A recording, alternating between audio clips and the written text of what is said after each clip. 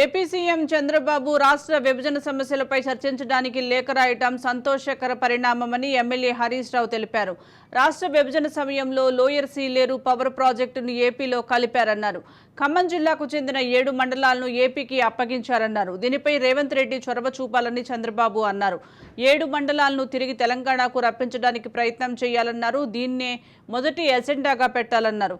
7 మండలాలు ఇచ్చిన తర్వాతనే మిగిలిన అంశాలపై ముందుకు వెళ్లాలని హరీష్ రావు అన్నారు.